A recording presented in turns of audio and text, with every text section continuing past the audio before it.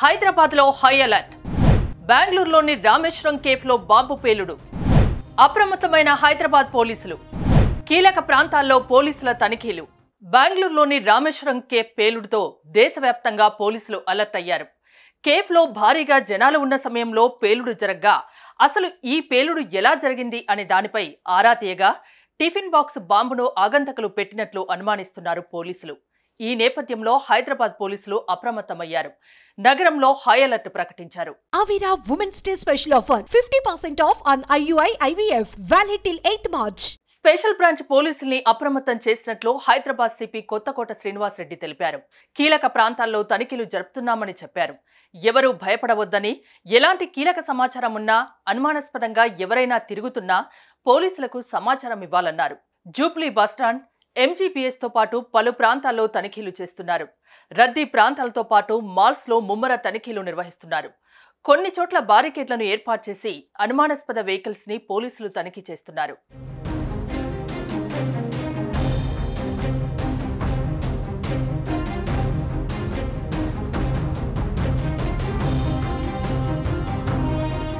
కాగా మార్చి 1న బెంగళూరులోని కుండలహల్లిలోని ఫేమస్ రామేశ్వరం కేఫ్లో పేలుడు సంభవించింది.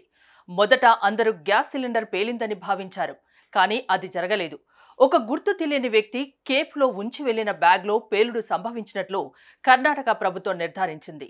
బ్యాగ్లో టిఫిన్ బాక్స్ బాంబు ఉందని, దానివల్లే పేలుడు జరిగిందని తెలిపారు పోలీసులు.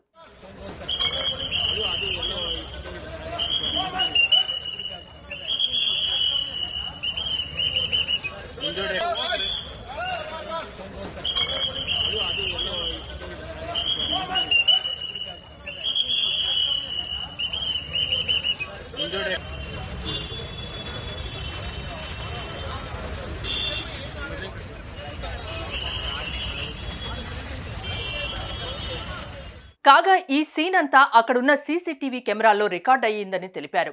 ఒక వ్యక్తి కేఫ్లోకి వచ్చి తన వద్ద ఉన్న బ్యాగ్ను అక్కడ పెట్టి అక్కడి నుంచి వెళ్లిపోయాడు. అతను వెళ్లిన కాసేపటికే బ్లాస్ట్ అయింది. కాగా ఆ బ్యాగ్లో ఉన్న IED కారణంగానే పేలుళ్లు జరిగాయని అంటున్నారు పోలీసులు.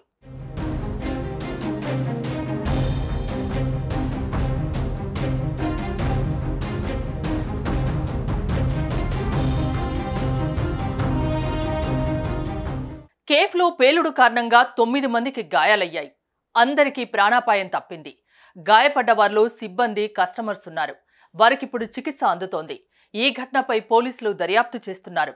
నిందితుడిని త్వరలోనే పట్టుకుంటామంటున్నారు.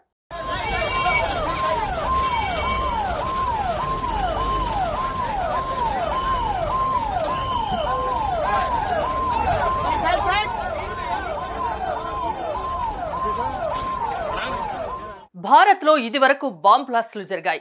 ఎంతో మంది ప్రాణాలు పోగొట్టుకున్నారు. హైదరాబాద్లోనూ బాంబు పేలుళ్లు జరిగాయి. ఆ గాయాల్ని ఇంకా మర్చిపోలేకపోతున్నాం. ఇంతలోనే ఇప్పుడు బెంగళూరు లాంటి సిటీలో బ్లాస్ట్ జరిగింది అంటేనే మళ్లీ ఉగ్రమూక ఎక్కడ దాడి చేస్తుందో అనే ఆలోచన మొదలైంది.